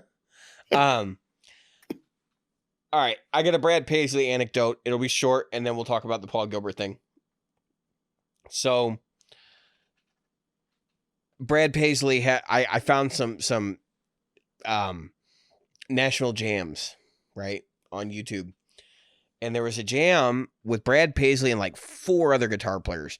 But the really other notable guy was Robin Ford was there. Okay. Okay, yeah. And so those 2 dudes are on stage. And what did I expect to hear, right? Like, I expect to hear Robin Ford like just keeping up toe to toe with Brad.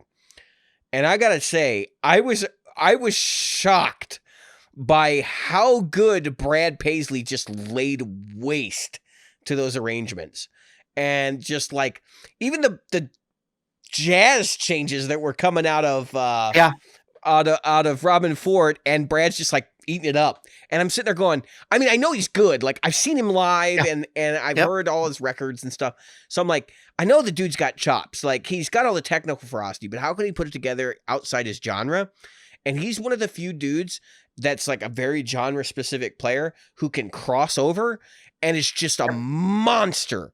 And I don't know how that happened, but he really does know what he's doing, like to the point where that guy should be way more of a guitar god than he actually is. People should really be giving him a lot more props than they do. He covered a Van Halen song. Oh yeah, Hot for Teacher. You can find that on YouTube. Everybody's seen him do that. But and what's amazing is he played Hot for Teacher like it's a rock song. He didn't do Hot for Teacher and then just be country in it. He did it with a rock feel. Well, I gotta imagine him growing up around that kind of music. Like he's got to have some verse in it. But like to hear him do like basically what are Robin Trower standards is like, huh? That's weird. Yeah. Well, what I was going to get at is this. I've seen plenty of country singers. Okay, recently I saw, God help me for having seen this. I wish I want to either gouge my eyes out or just erase it from my memory. But it was Kenny Chesney. This is terrible. Call me when it's Vince Gill doing Pour Some Sugar on Me. It was in that terrible vein, right?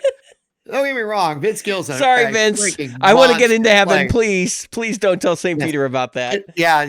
Vince is a really, really incredible player. And he's probably got the right. He's probably got a right hand. He's like this with God. So he's like, yeah. So, but all joking aside, him and she was a country goddess for a while in the mid 2000s, but he and this woman were doing this duet, and it was an AC/DC song, and I was just like, I felt sorry for the band. There's so much crossover listenership that seems like low hanging fruit, but like at the same time, it's like, guys, come on! It's like Sheryl Crow doing the Guns N' Roses song. Like, what are you thinking? Oh. When Sheryl Crow did even her, I'm sorry, folks, but Sweet Child of Mine, Sweet Child of Mine, and then when she also did before that, she had done First Cut is the Deepest. Now that was an old pop song by Rod Stewart. Yeah, blues pop song, and she did not do a good job with that. I mean, she did all right, but when I'm hearing Kenny Chesney and her name starts with a G, and it's just it's escaping me right now. Not I keep wanting to say Gwyneth Paltrow, and it's definitely not her. But anyway, they go, "You shook me all night long," and I'm like, oh God, that is not what Angus Young. Even if you were gonna do like an AC/DC song, that's not the one that anybody at AC/DC wants to do. No. I get it. I just don't think it's a good idea. Because like there's a certain swagger that goes along with those lyrics that I think most country acts in the more wholesome family oriented version wouldn't be doing that song. Okay. Because they wouldn't be delivering it in the manner in which it was meant to be presented. Anyway, for sure. So I ordered the Paul Gilbert record, which is not. I don't think it's done yet. It's called Werewolves of Portland, and I pre-ordered it because apparently you get a 48 song thing of him doing studio outtakes from like the Racer X era and pre-Racer X. And wow, he's been pushing that album for a while. My impression of what I heard on these outtakes was, so like, as a guitar player, right? Like, I work really hard to be a good guitar player. And he was probably 17, 18 when he was doing these. The skill and ability level on these recordings is the likes of which I have never heard in my entire life. My jaw hit the floor. I could do nothing but laugh. I'm like, well, I guess there's something I'll never get. There's a bar I won't meet. Like, don't you hate that? And he's, I don't feel bad about it. Like, I'm inspired to like explore the guitar in a different way and try to find where I excel. But I'm like listening to this and I'm hearing him do Yngwie stuff better than Yngwie. And I'm like, these are off the cuff, like just him horsing around back in like 1980, whatever. And we know how good he is now. I mean, you can go get one of his records, and his musical sensibilities right now, in like the last 2 records, are just off the charts. And he's only getting better, which that's why I pre-ordered the album, because I've been listening to the last one, I mean, consistently for almost 1.5 or 2 years now. I'm like, the next one's going to be good, because the last one was an experiment to see what he could get away with. So now he's got something in mind that he wants to try, and he had to see if he could get away with what he wanted to do on the last one. So I have a feeling this next record is going to be nuts. Is Vernon Reid on there? Because I saw something about Vernon. It said in a YouTube video, when I looked it up, it said that he and Vernon are discussing solos on the upcoming Werewolves of Portland. It could be. The Werewolves of Portland and Vernon. I don't think it's necessarily Vernon Reid. Oh, okay. No, Vernon. You know the thing about him is he's a surprisingly good singer. Yeah, yeah, that's the one thing people don't realize. And he talks himself down about it all the time. Not any good at it. Yep. It's the Vernon solos. That's the so that's the solos thing. Vernon solos too. Anyway, he's a surprisingly good singer, and anything he can sing, he plays. He's amazing at his ability to translate the word. I think we take advantage. Not take advantage. I think we take for granted the human voice. A perfectly pitched human voice sounds like doo-doo on a record. We know that because if everything was perfectly pitched, it would sound like that song by Cher, I believe, right? Well, that's robotic perfect pitch, but it would be, right. And there are albums where they do a very good job of hiding the pitch correction, but you'll know because you'll be like, something's off on this vocal. Right. You know, I don't think they can actually do that. Yeah. Well, what I mean by that is I don't mean that the person never hits the note. What I mean is the way they get to it or come from it is always a little different, right? That's right. I think everything about a vocal tone, we talk a lot about guitar tone, but everything about a vocal tone is what makes a singer so great. I mean, you can't say that that people who sing Journey songs note for note aren't good, but there was something special about the way Steve Perry was pulling it off. It's the attack and decay is what you're talking about primarily. Yep. Thank you. But it's attack, decay. It's the pitch and the resonance is a big part of it. Yep. As they come up and hit a note. I would actually, if you've ever, I've done this before. If you've ever done pitch analysis on like a phrase or even an opera singer, you'll find they're never actually in pitch the whole time. They're very good about like keeping as close as they can get, but you can tell that's how you know when pitch corrections happen, because they correct those uneven things that do exist naturally, and your ear hears it and you know the difference. And so I'm going to put that to guitar. I think that's what makes a special guitarist special, is they do like your bends or even your regular picking. I've seen so many people who play, I'm sitting there going, they're playing exactly the right notes, and they're playing exactly, because I do the same thing. When I sit here and I sit with this sheet music, right? And I play the thing over and over and over, I keep telling, there's something you're doing that needs to change. And when I was singing, when I was a teen, I trained my voice to do it, and of course, when I play guitar, tried to change my try to try to train my fingers to do it. Is that's the reaction of the ear to the note, and I say, "Oh, you know what? There's a little more. There's a micro bend there that isn't in this sheet music, but it's there.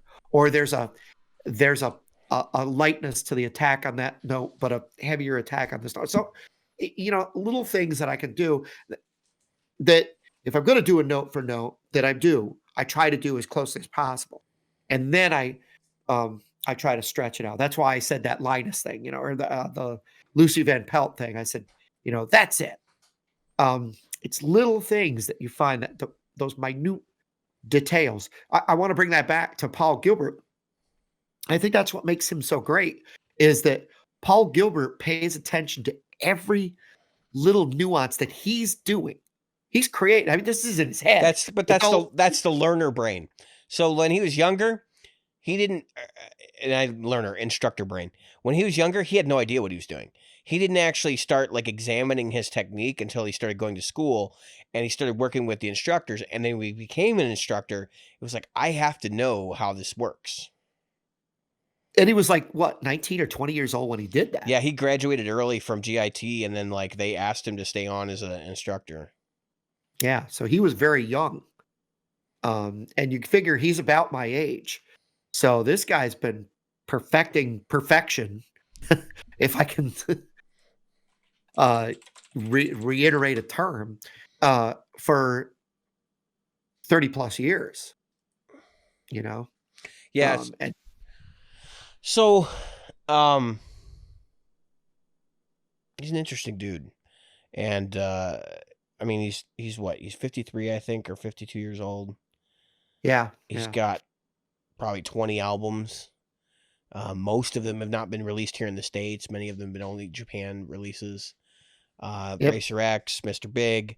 Obviously, he's wealthy. Like he's got some number one stuff under his belt in the past. Either on the rock charts, probably, but and he's toured the world. And he does this. This guy. You want to talk about diversified income streams? This guy he answers video lessons. So like you can send him a video and then he'll critique you and send a video back and make suggestions to you. And I've done his lesson program. His lesson program is great. If you're just starting with guitar, I highly recommend you go through his beginner lessons. I mean, he really lays it all out there for you. But he's also the first guy to tell you, don't pay attention to the minor details on records. And this is actually kind of how I wanted to segue into what you're saying. So you were talking about when you're learning Stairway to Heaven, you're learning it for note, right? What that means to some people versus what that means to other people are two different things. So like for me, I kind of take the classical approach to like notated music, which is that there are certain things that can end up on the written page, and there are certain things that are a part of the performance on the record. And for me, it's about knowing the difference and what I should care about. And for me, like I honestly don't really care all that much about the original performance, except in certain cases. Like for example, Jimi Hendrix, there are things that he does where it was technically a mistake, but it was a repeatable mistake. And it was like, okay, he's picking this dead note above a bent note on like Voodoo Child. There's a very specific thing he does there. And he did it live too. And it was done for effect. And you can notate that. There is a way you use a rake, in the notation for it in order to make that a possibility. So it would look like a rhythm strum in guitar notation. But yeah, Gilmore would steal that later. Yeah. Well, he would rake across multiple notes too, which is a whole other thing. Yep. But so it is possible that things that sound like mistakes aren't. They're notable, and you can find them in the sheet music for it.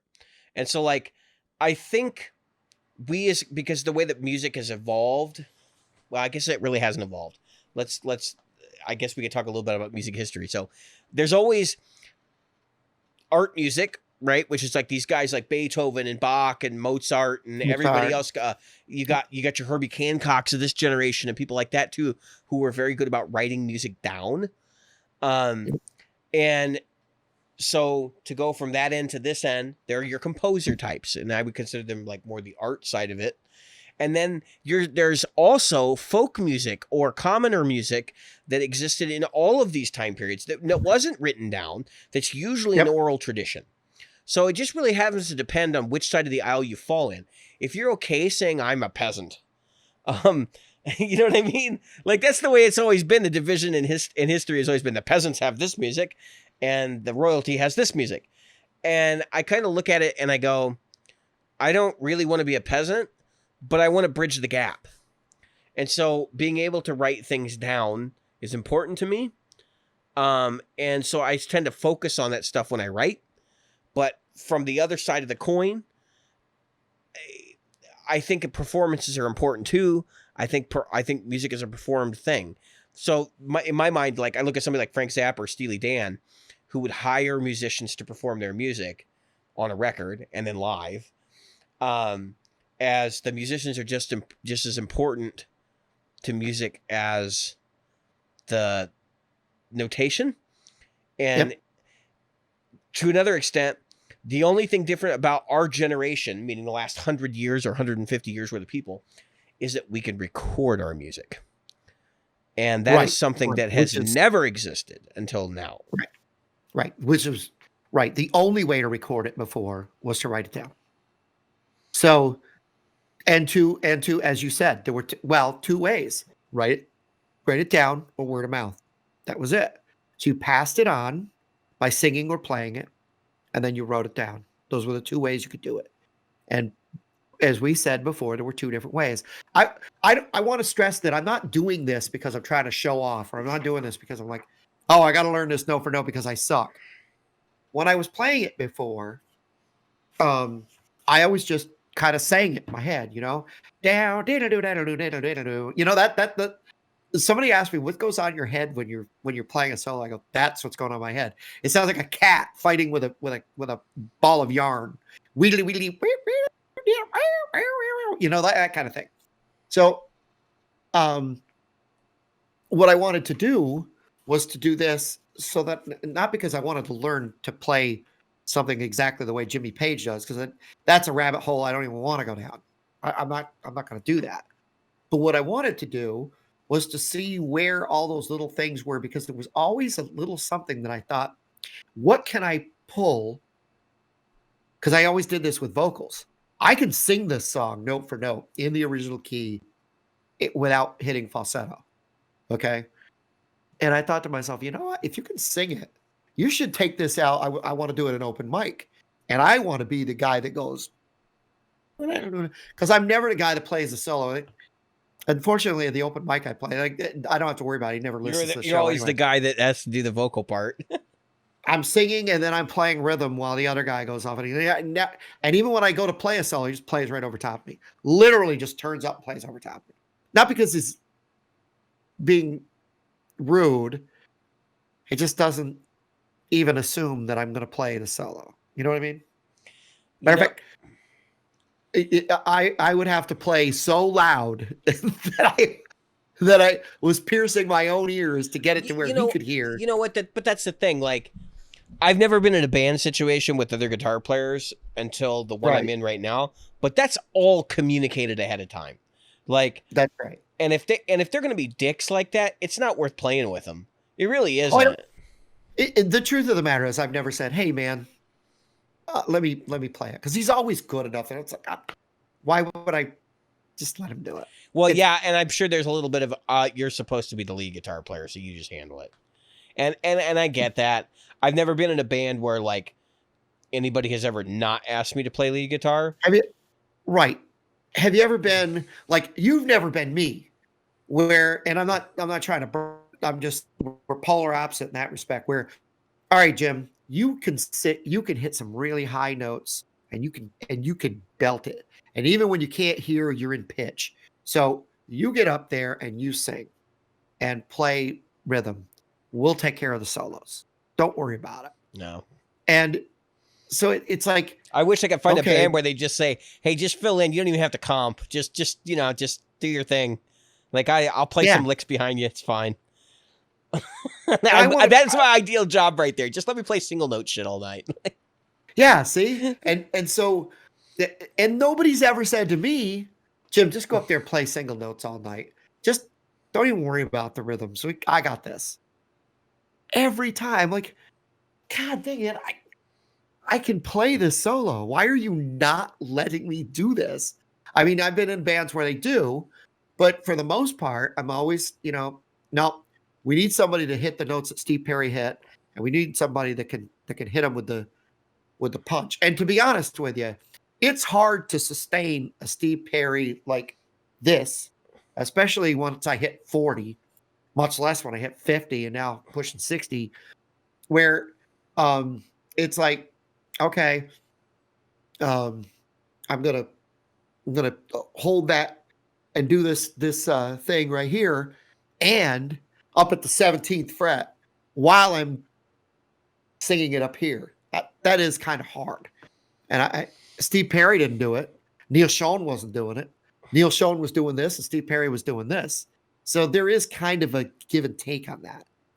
Yeah, I mean, I get it, but then you have to work it. You just work around it, right? It's like, yeah, I'm fortunate in that, like today, I did the music video for Old Stumpy, and that's probably what we should end with. We'll talk about that for a minute. We went out in the woods. 8+1. We went out in the woods around here, and there was a drone, and there was a very expensive video camera, and there was me with an electric guitar unplugged, and the other guys with acoustic guitars, and somebody had a Bose speaker, and we were playing back the music so we could sync it up in post. And I'm just kind of like miming along, and then the solo would come up, and I would just play some random crap, and we were just going to sync it in post. So it was like, well, it looks like garbage, but for the promotional video purposes, and it's kind of hilarious because it's obvious I'm not playing what's on the record, but I'm playing something, and it's probably pretty damn good. Like that's where it's totally Gafakis kind of stuff. It's hilarious, but we were talking about ways to fake it and like shooting my hands from behind so you could see my hands moving up and down the neck, and we're gonna splice all that together. And mostly because most of my solos are improv anyway, and I couldn't hear what I was playing on the Bose speakers, so I was like, screw it. It's not, yeah. So anyway, long story short, we go and we shoot this video, and I'm standing in the woods and we're playing, and it dawns on me for a minute. And I'm like, this is really the perfect gig for me because we have 2 rhythm players plus a bass player, sometimes a 4th rhythm player and a pianist. And I'm just kind of sitting there playing single notes. And I'm like, I'm just going to play the root of the chord in the bass register on the guitar. And we're just going to do that for a while. And it works great because it fits in with the arrangement. I can kind of control the arrangement a little bit, and I don't have to really worry about whether the chords are major or minor or any of that. I just kind of phone it in. Oh yeah, there's a solo coming up. All right, here we go. Like start turning the motor on, and then as soon as it's over, it's slide back into position. Dun, dun, dun, dun, dun. It's like this is easy, and so much of it's like gallop rhythm stuff that's just like I could just do it in my sleep. Just sit there and just let I never thought being a good metal player or like being able to do the metal rhythm stuff, because I'm not a good metal player, but being able to do the metal rhythm stuff would impact my country playing as much as it has. And when I say country, we're more the Western type. If it's country and or Western. So yeah, more of a Bakersfield type thing. Yeah, there's definitely a little bit more rock influence. No, actually, I wouldn't say that not in that way, but like just the way the rhythms fit together. We're more like on the bluegrass side of things, where it's like a faster pace, and it's a lot of swing feel. Eagles. I don't know that I would consider the Eagles fast. You ever listen to bluegrass? Yes, I was joking about the Eagles. Yeah, well, actually, some of the Eagles. If you listen to some of the stuff that wasn't the hits, that was the thing about the Eagles. If you listen to One of These Nights or whatever, the albums that came out, not all the songs sounded like that.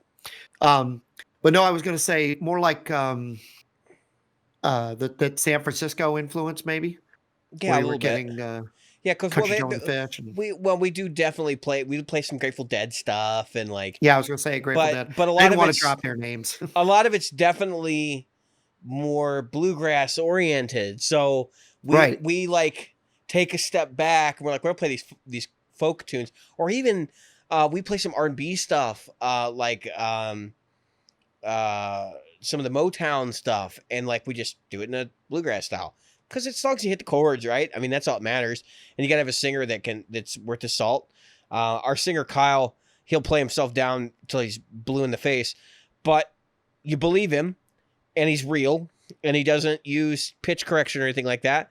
And he's very good about this. Is the thing I have to stress to people. I've seen so many bands where the singer can't pick the songs that they should be singing.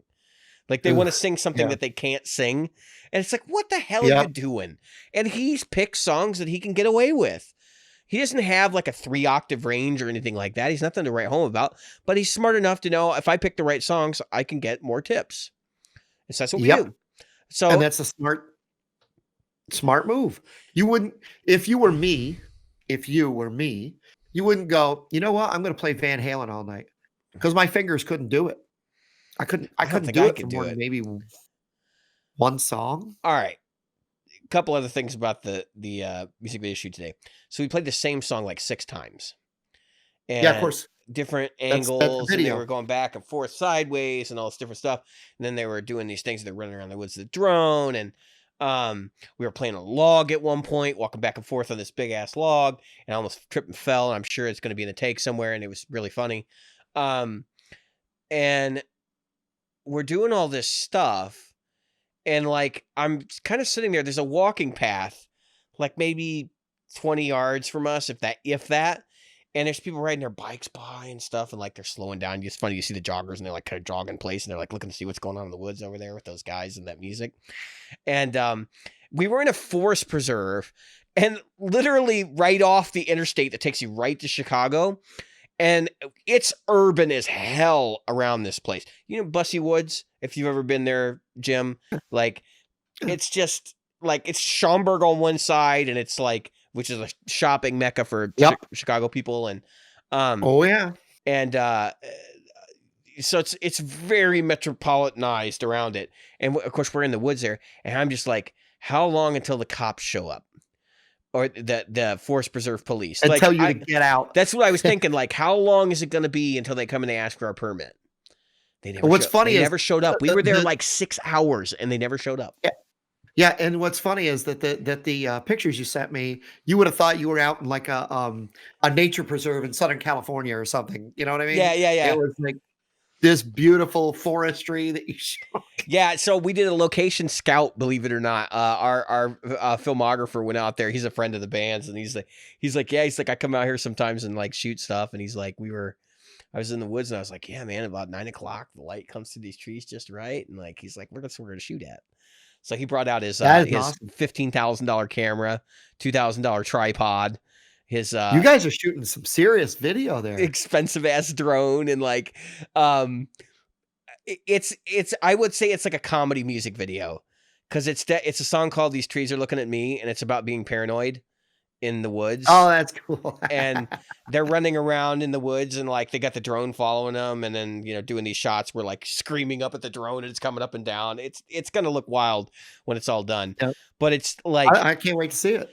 I can't either. I'm like, this is amazing. Like I'm actually really excited about this, but it was a weird experience for being like a super amateur thing. It was a lot more not amateur than I thought it was going to be. Cause I'm shooting my own video project right now in the middle of all this, and like watching this go on today, I'm like, dude, I actually stuck around for like 2 hours after I was needed. Cause I'm like, I want to learn. Like, I can learn from this guy, cause he obviously knows what he's doing. And I don't think they like I was being kind of quiet, and I don't think they realized what I was doing was like watching what was going on and paying close attention. But I learned some stuff today. It was cool. If you ever get the chance to shoot a video like that, take it, because it's fun, and you'll never know what the hell you're going to end up with. But my back hurts from standing on uneven ground for like 4 or 5 hours. We had to mark our positions with like twigs and stuff on the ground. Yeah. So we'd always be back in the same spot. Same position. Yeah. But so here's the real gripe, right? I got a blister on my finger right now because I didn't bring a pick. I left the house at like 6 o'clock this morning. So I was just like, throw the guitar in the trunk, stopped at McDonald's on the way up there to get coffee, pulled up. I'm sitting in the car and I'm going, I don't have a pick. And I'm like, well, I guess we're doing this finger style. And I got to thinking, I'm like, well, I'm miming anyway. Who cares? Well, I That's ended up right. playing the whole time, like just using my fingernails. So my index finger is just nasty right now. It hurts pretty bad. And my nail The is like the worn away.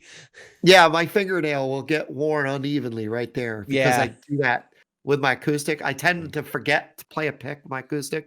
Yeah. So I'll finger play it and then it winds up like that.